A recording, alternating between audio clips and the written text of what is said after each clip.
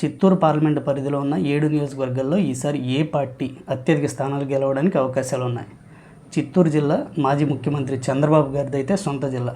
So ఈ జిల్లాలో గడిచిన ఎన్నికల్లో వైఎస్ఆర్ కాంగ్రెస్ పార్టీ మెజారిటీ స్థానాలు గెలిచింది.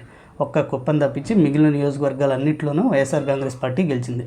అయితే ఈసారి తెలుగుదేశం మెజారిటీ స్థానాలు ఈ జిల్లా నుంచి, ముఖ్యంగా ఈ చిత్తూరు పార్లమెంటరీ పరిధి నుంచి సంపాదించాలని ట్రై చేస్తుంది.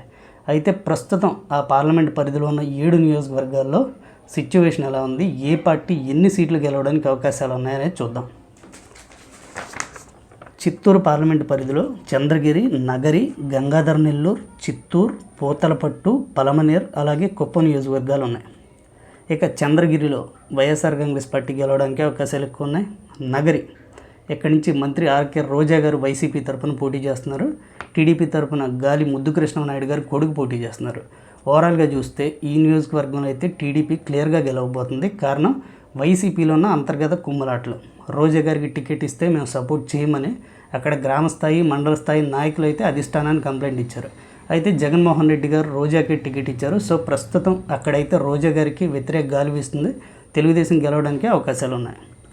గంగాధర నెల్లూరు వైఎస్ఆర్ కాంగ్రెస్ పార్టీ గెలుస్తుంది. చిత్తూరు వైఎస్ఆర్ కాంగ్రెస్ పార్టీ గెలుస్తుంది.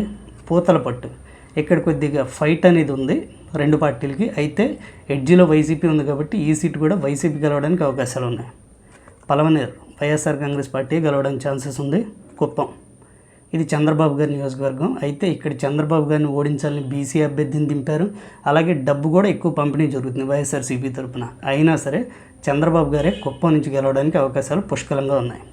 ఇక ఓవరాల్గా చిత్తూరు పార్లమెంట్ పరిధిలో ఉన్న 7 నియోజకవర్గాలు చూసుకుంటే వైఎస్ఆర్ కాంగ్రెస్ పార్టీ ఈజీగా 5 స్థానాలు గెలవడానికి అవకాశాలు కనపడుతున్నాయి. తెలుగుదేశం పార్టీ 2 స్థానాలు కన్ఫామ్గా గెలవడానికి అవకాశం కనపడుతుంది.